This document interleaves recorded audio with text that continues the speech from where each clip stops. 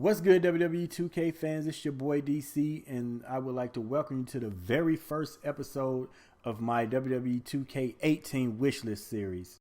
I am so excited to go ahead and get this started because last year, although I started one for WWE 2K17, I didn't quite get a chance to say everything that I wanted to say, just due to the time constraints and everything of the game coming out.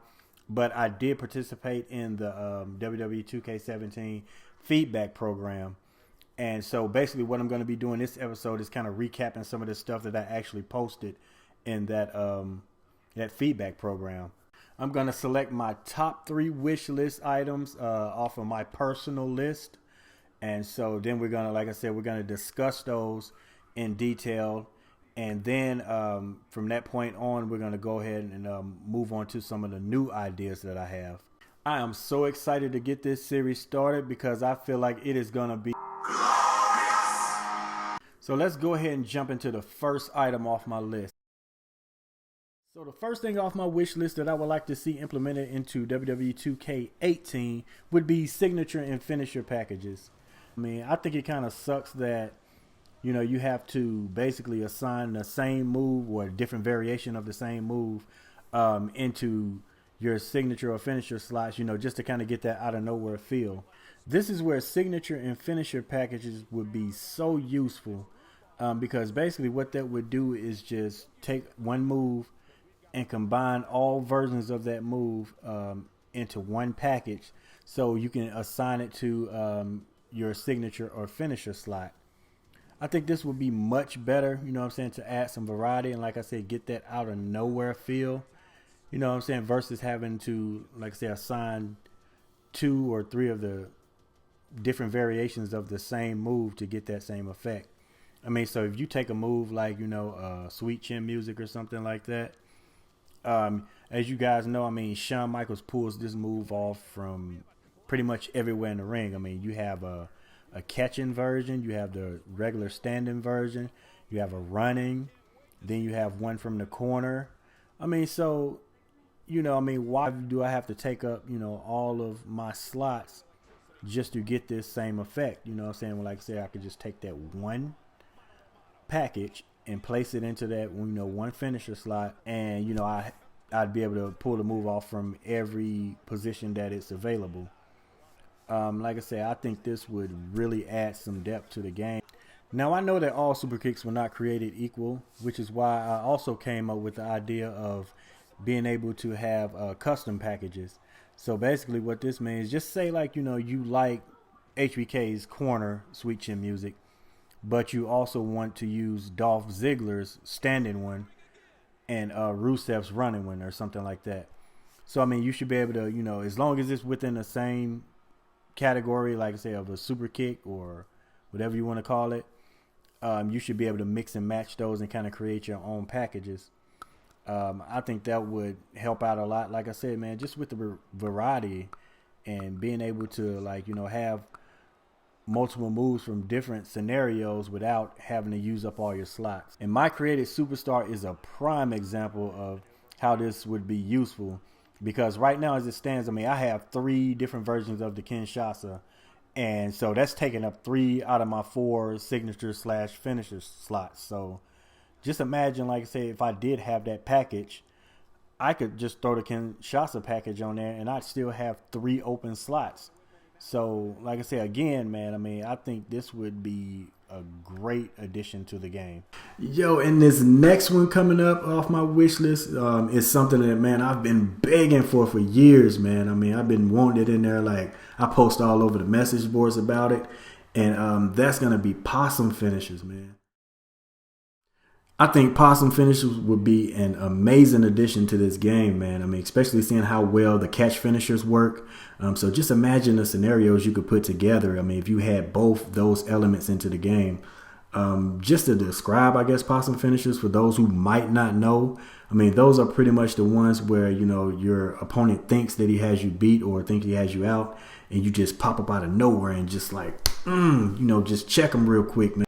So just to throw a couple of scenarios out there to kind of explain this better, just say like you're playing as Taker and you're down on the mat and your opponent like walks up to you to try to follow up with an attack, instead of like hitting the reverse button, just say like you hit the finisher button or the signature, whatever you might have at the time. And like I said, we using Taker as an example. So he walks up on you and you hit your signature, whatever. How cool would it be like to just have Taker reach up and grab him by the throat, you know, and sit up and then deliver a choke slam or something like that?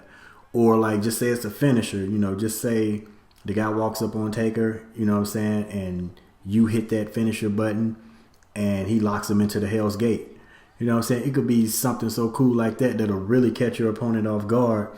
You know what I mean? It's especially like with you being more in a defensive position. So, I mean, other scenarios, I mean, take a guy like Roman Reigns. Like, you know, what if he's like kind of leaning against the turnbuckle or something like that? And, you know, his opponent wants to try to follow up, you know, try to run at him while he's in the corner. I mean, if you time it right and hit the finisher button, you know, he might explode out of the corner with a Superman punch or a spear. I mean, it could also work for, you know, people who have submission, you know, type moves. I mean, like I said with Taker, I mean, but just from different positions. Like, so say Jericho or somebody is like down on one knee and you approach him to try to follow up with your attack.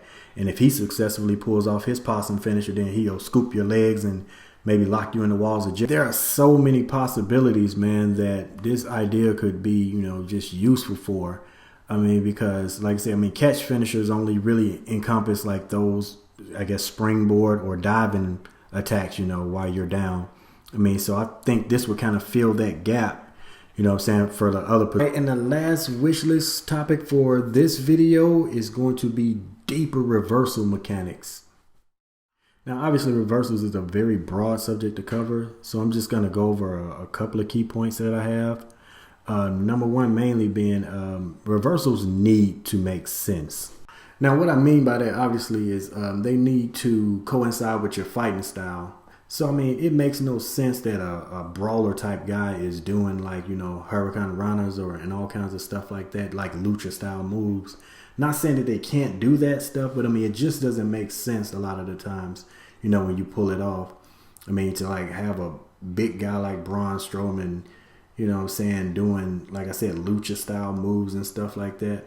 I would like for it to, you know, like say it to cater more so to their fighting style. So if they're a brawler, I mean, let them have like brawler style, you know, counters and stuff like that.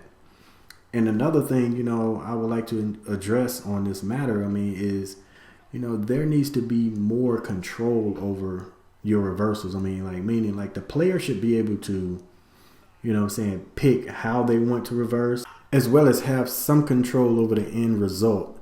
So let's take a drop kick or something like that, something simple, for example.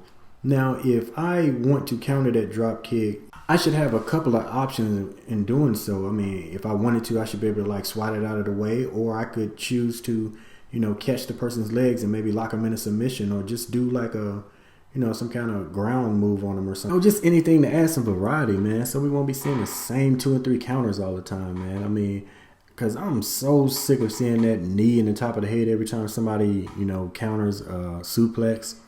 I mean, you know, not everybody does that, man. I mean, like I said, it's just, you know, it's one counter. I mean, how about giving us more?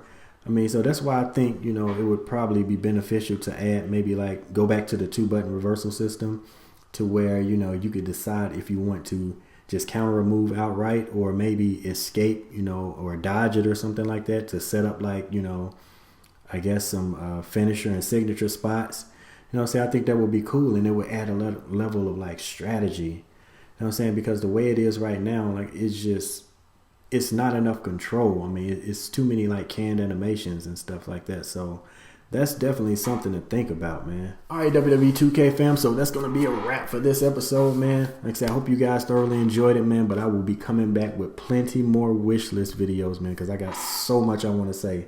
So seriously, man, if you haven't already, go ahead and subscribe. You know what I'm saying? Hit the thumbs up for me, you know what I'm saying, if you don't mind. And like I said, until next time, guys, I will see you guys later.